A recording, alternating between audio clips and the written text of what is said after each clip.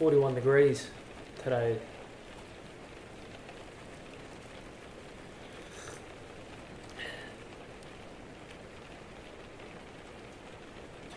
I think this is how the Bedouins would regulate their body temperature. Nice hot cup of tea in the desert. It's bloody hot, man.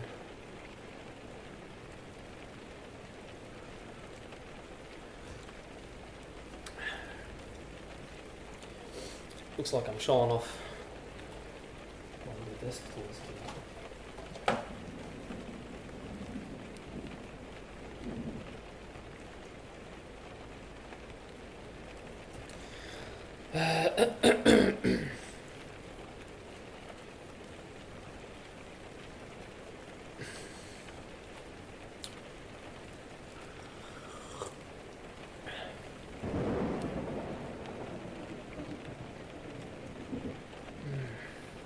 I'm gonna hold off on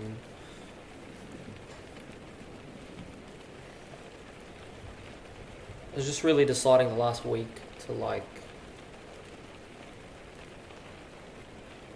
I don't know how I'm gonna, go live in Chicago, I guess, for the next few years. And I don't know, it was just so unplanned that, I just settled in here. I guess I still have about a 12 months lease on the rent. It was just unplanned, and they understood that,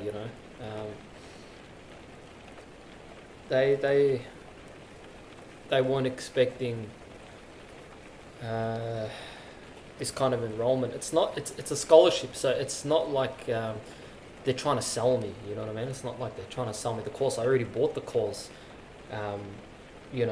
It's the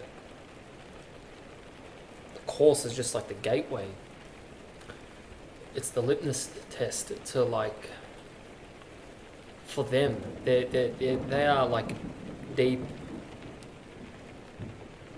psychologists, so they have a really accurate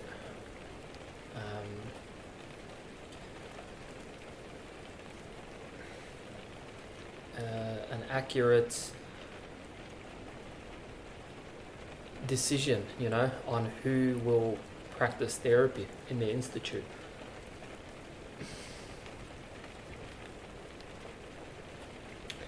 Caught up with someone very, very dear and close to me, very good friend. It's pretty much like a family friend. We grew up back in my old neighborhood. He was my neighbor. A year younger than me. The most intellectual, the most educated, one of the most masculine, mature men I know. Integrated, mature, and we just caught up the first time in a few years. I'd say properly, in about 10 years.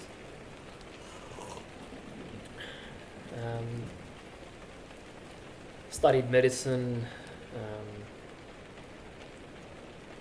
and he's a teacher.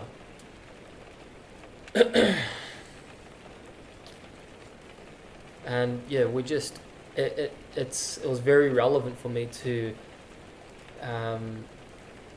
very beneficial and relevant for me to get more understanding on where he's at the moment in his life, psychologically. We both brought up in the same culture, religion. It was a very good, deep, good, mature conversation, and I was with my cousin, the one that I spoke about on the channel earlier, the one that went through this psychological existential crisis, a couple of years ago. How we both went through it together. It was really good, and it just made me gain a lot more respect for both those men and myself.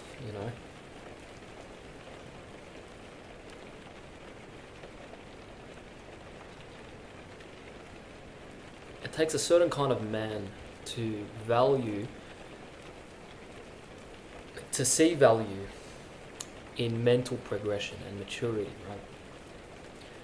Because we're so traumatized into only accepting our value on what we're able to obviously provide and offer as men, right? It's like the culture is so devastatingly superficial that it's your only value as a man, as a masculine man. In fact, that your only gauge on your masculinity is like how much you are physically able to provide, which is definitely a huge part of your nature, right? And your masculinity, you know what I mean? It's a huge part. But it's not complete maturity by any means at all, by any psychological understanding, right?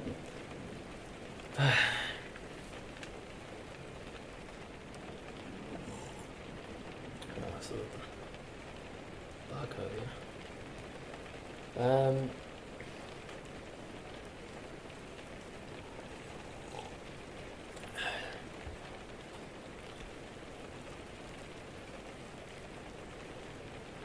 You're a man, in your late 20s or older, mid to late 20s, I guess, or older, and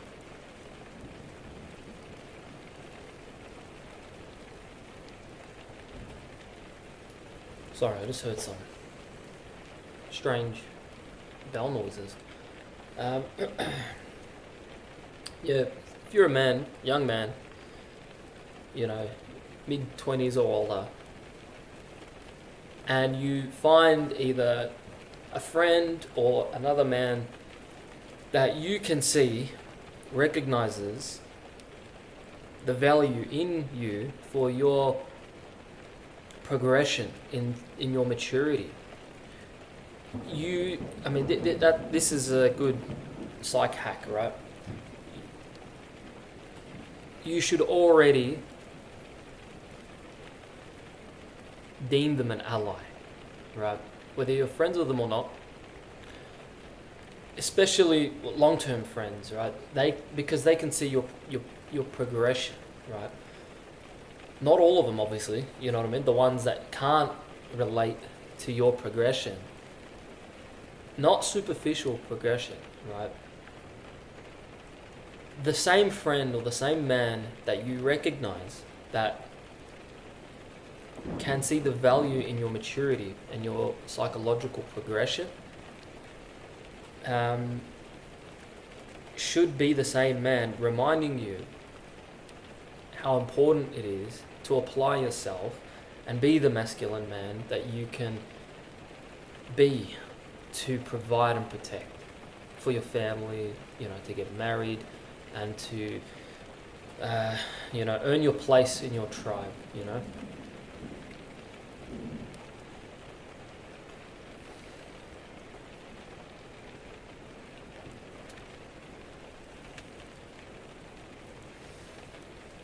I think one day I will be a leader of like a new tribe, and it's the tribe of my generation. It's the tribe of psychological awareness. It's the tribe of post-religion, and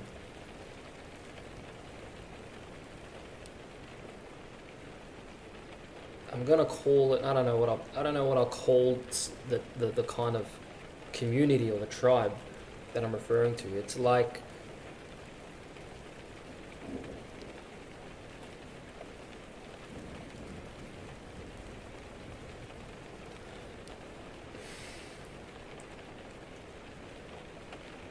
waking up, you know, and we all have this massive hangover. You're like the way some of the professors like to refer to it, you know, when you come out of the existential crisis, you wake up from this identity hangover, you know, and it's not like a 1 or 2 day drunk hangover. It's like probably 1 to 2 years, you know, or probably probably like a year, you know. I guess for most of us, it's the hangover of accepting the reality now and the truth.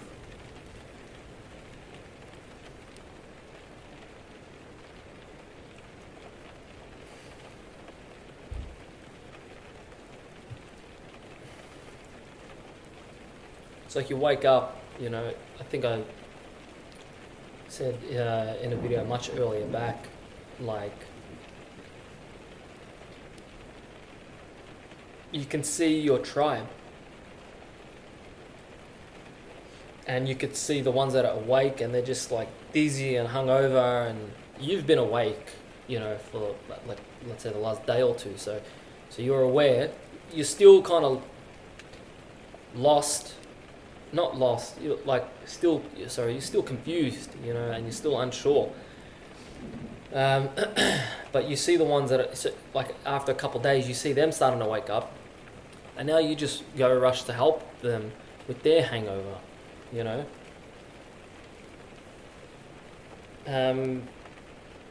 Yeah, I just like, I like the description, you know. It describes the feeling, you know.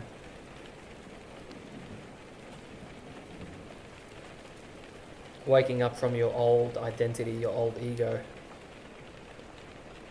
The identity is everything, you know.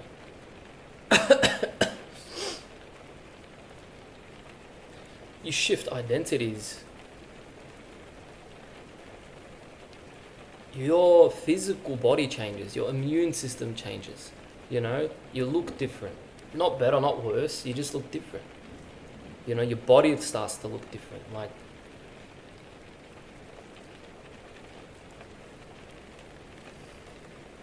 the very thing keeping you alive, physically, deep inside your brain,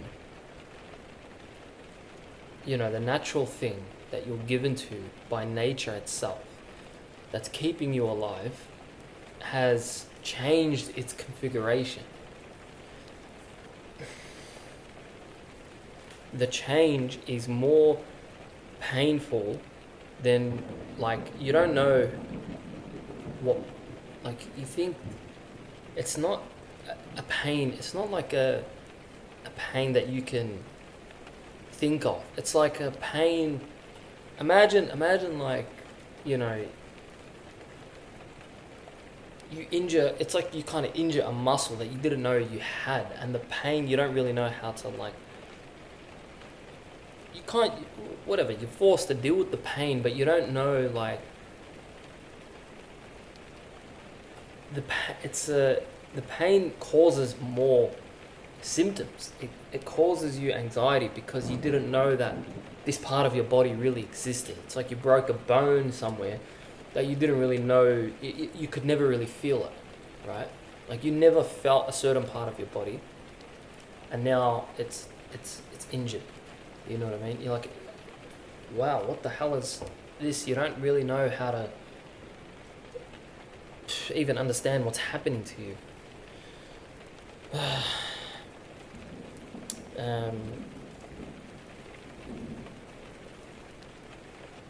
It's the necessary pain, you know, like I always describe, it's the necessary rite of passage.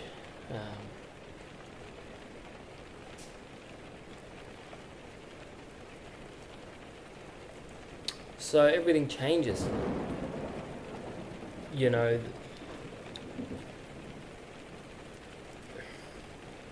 you see through dimensions. You can actually understand. Your vision really changes. It really does, man. It does. Like, the same places you'll go to visit, the same people that you'll speak to, the same shows, things you watch, the same movies you watch, the books, you know, the same people, the same friends. You see, you're just, it's higher frequency. It's just higher consciousness, right? The frequency is higher, right? There's more. Your thoughts, you know, your perception has a higher frequency. So it's, the wavelengths are shorter. They're smaller because they're so small. They're able to penetrate through realities. It's like, it reminds me of now when I watch like movies or shows, and you see like the psychic, or you hear about, like, you know, your superstitious relatives going to see the psychic. That's what they are. They're psychologists. They're psyches. They just read psychology. They're psychologists, you know. They have a level of frequency so high that they can look at something, whether it's anything they can walk into a business or a restaurant, and they can know the entire story of how this place was built, founded. They can know how the boss looks like, the owner of the business. They know what they look like just by looking at, you know, the physical aspects of the place that they're in. If you know what I mean, if you understand what I mean, like, you know, I was just watching, you know, we were talking about, like, in the last group session was like, you should go back and watch, like, now the way you go back and watch all the movies, all your childhood stuff and shows and whatever, with such a different understanding and a much more deeper understanding. You watch everything differently now. Everything's different. You know, your childhood movies, your the movies, the trauma, you know, the horror movies, or the shows that you'd watch. Everything is just different. You understand it. Obviously, you're at a mature age. You're gonna see, like, you're gonna understand a movie that you're watching 20 years later. Obviously, much more different, right? But it's deeper, because I'd watch a movie before I had any of this psychological competency, right? And I understood the movie deeper, but not to the point where it's a different concept. Like, the character is representing now a concept that I didn't even know was there at all. You know what I mean? Like, you watch any you know, messianic storyline of, like, you know, Dune, Lord of the Rings, Harry Potter, The Matrix. I'm watching now Avatar. You know, the show, the old. I think it's like anime. It's kind of like the old anime, Avatar, the original. I'm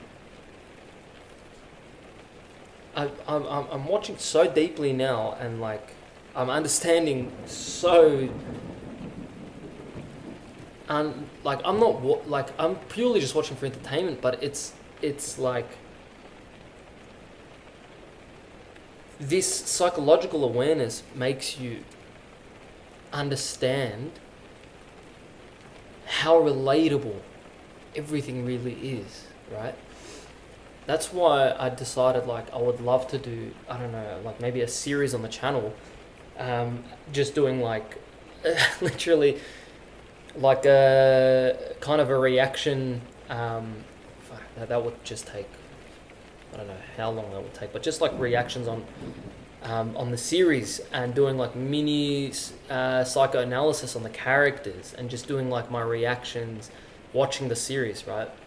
That's always a good series. That's always good content, right? Like reactions and stuff. Um, that's what I thought. I was like, yeah, it's good content, and plus, because I'm not realizing how deeply I'm understanding how deep the story really is. Oh man, it's unbelievable. It's like you think how you watch it as a teenager, you relate to it. Then you watch it as a young adult and you relate to it. Then you watch it as a 30-year-old and you're like, this is this is the truth. Like this is it just explains everything. It explains human consciousness, man. It's the quaternio. It's the four elements, you know? And they represent the four pathologies, man. It's deep, fellas. It is deep. I mean, we always knew it's very spiritual. You know, it's very spiritual and it's very... The story is very ancient, you know. It's a messianic... it's a messianic storyline, and it's just like this kind of broad illustration on human consciousness maturation, you know, ritual process and spirituality, you know. So I think that would be pretty interesting. I'd probably, like, I find myself really excited about it, you know. Like doing a series of, like, you know, trilogies, like, you know, The Hobbit, Lord of the Rings, Avatar, you know, Avatar Last Airbender. I'd love to, like, start that. I don't know how I'd, like, you know, I would just watch it live, I guess, and just do, like, reactions, you know. I want to talk about the characters. I want to talk about how deep the characters actually are, you know what I mean? Look at the brother, Sokka. You don't know that you think, you know, just the simple clown and the simple, you know, kind of dopey, you know, aggressive, you know, he's got, you know, that immature kind of has to prove himself. Like, if you understand tribal culture, right, and the psychology of these tribal cultures, like, they're the water tribe, right? They're based off primitive human tribal society. And, like, if you understand it, it's so different to what... I mean, these cartoon channels were just, like, to westernize modern children. Like, I don't know how they must have understood why it was necessary, why, you know, these kids don't see their father for years at a time when he goes and fights off in the war, and, like, how necessary it is, and how much they love their dad, even though he's just literally not even in the, like, he's barely in the whole series, you know, like, you know, talking about the characters, and then the sister, Katara, talking about Aang, you know, I just love Aang, you know, I always loved Aang, like, the character, but just doing a psycho-analytic reaction series, you know, to, like, just share my understanding of the characters, you know. You know, Zuko, the prince, you know, the Fire Lord's son. His psychopathology. His sister's psychopathology. You know, what's her name? Azula. She scares the hell out of me, Um,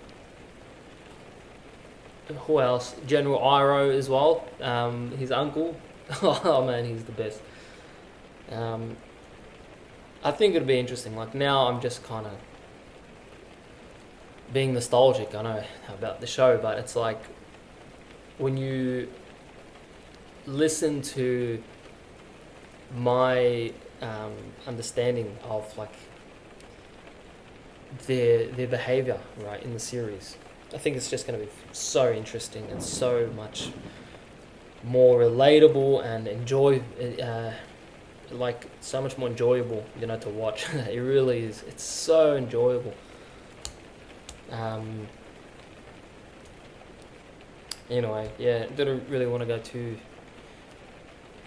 I didn't want to go back to like just yet. The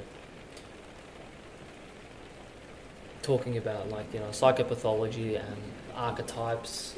I realized I really need to talk more about the shadow,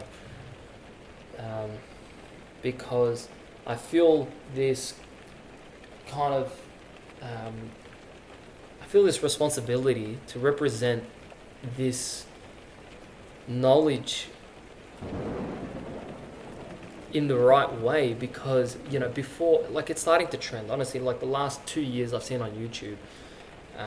It's starting to trend, right? This not starting to it's starting to explode, really, like this Jungian psychological perspective on like the shadow, the other self, and everyone's just taking these like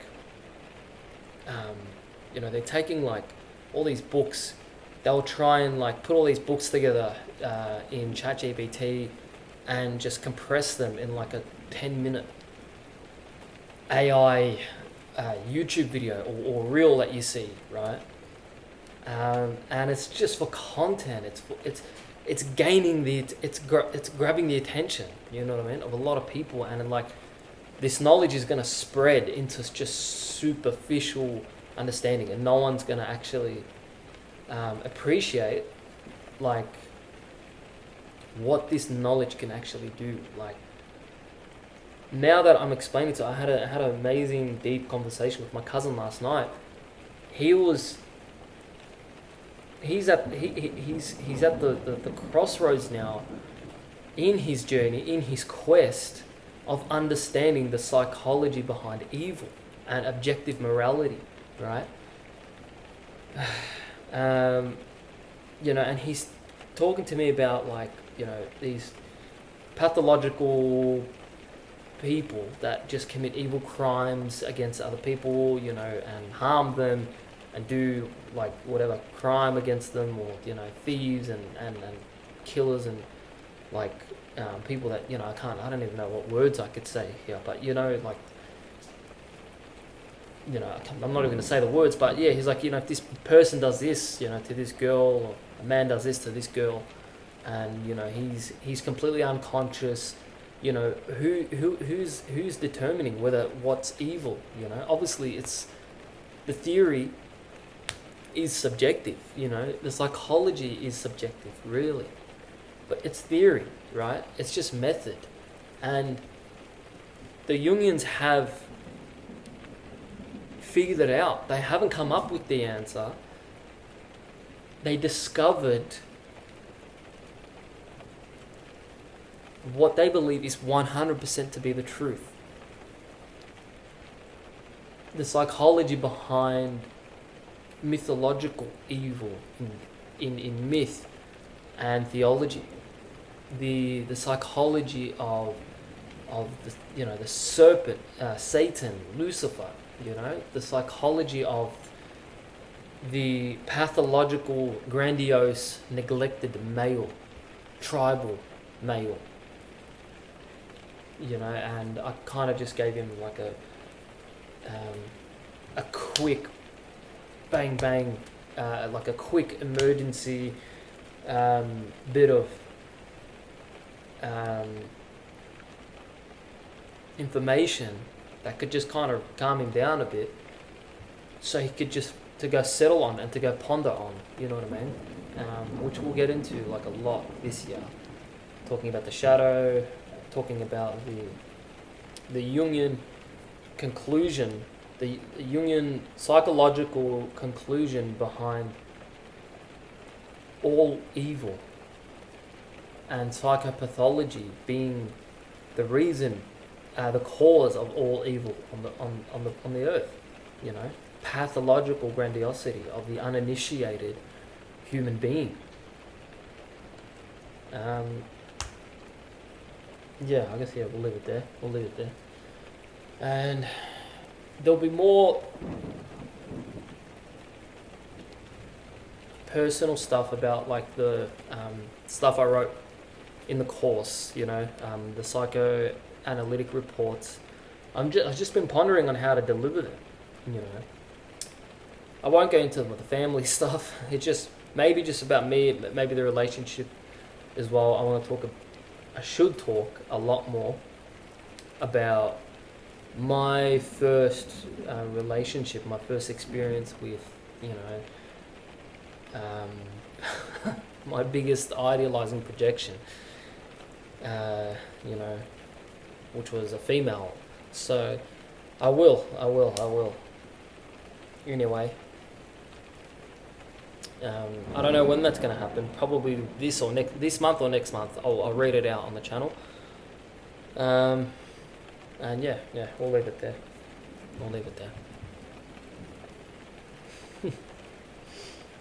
So good luck to you. See you next one.